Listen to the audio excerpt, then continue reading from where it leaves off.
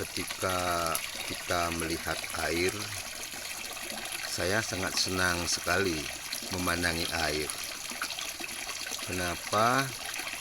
Karena kalau kita telusuri secara ilmiah, air ini sebenarnya adalah perpaduan dua gas, hidrogen dan oksigen.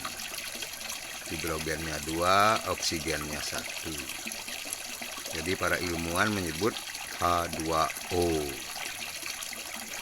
Ketika saya melihat air, saya selalu teringat dengan terus-menerusnya bekerja hukum alam. Hukum alam yang absolut, hukum alam yang tak pernah bisa dibantah. Bagaimana terus-menerus melakukan tugas dalam keteraturan, dalam pengaturan. Para ilmuwan menyebutnya sebagai natural law. Dan ketika melihat ini, saya juga akan selalu teringat untuk selalu berbuat yang terbaik. Kenapa? Karena hukum alam selalu bekerja. Jadi hukum alam yang selalu bekerja itulah karma. Dan kemudian muncul pahala dari karma itu. Dan sebagai masyarakat yang sudah mulai ilmiah, setiap saya melihat air, saya selalu ingat terhadap hukum alam, yaitu karma pala. Karena itulah dalam hidup saya, setelah saya benar-benar menyadari, saya selalu berusaha mengkoneksikan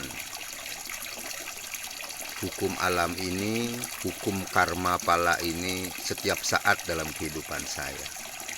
Sehingga dengan terus-menerus melihat air, dengan terus-menerus menyadari tentang hukum alam, hukum karma pala, saya selalu diingatkan untuk terhindar dari perbuatan-perbuatan yang akan memberikan unsur-unsur dosa pada kehidupan ini.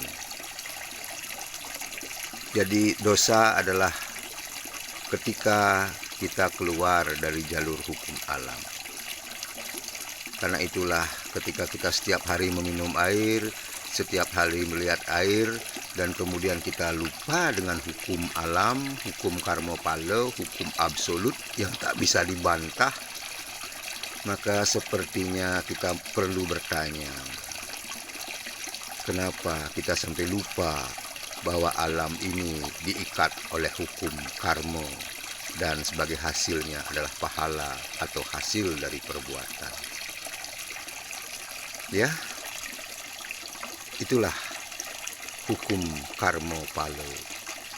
Jadi setiap melihat air, setiap meminum air, setiap merasakan air, saya akan merasakan bagaimana terus-menerus bekerjanya hukum alam yang tak pernah berhenti, yang tak pernah istirahat untuk mengikat dua zat udara itu, hidrogen dan oksigen, sehingga kita bisa meminumnya, bisa melihat wujud air itu sendiri.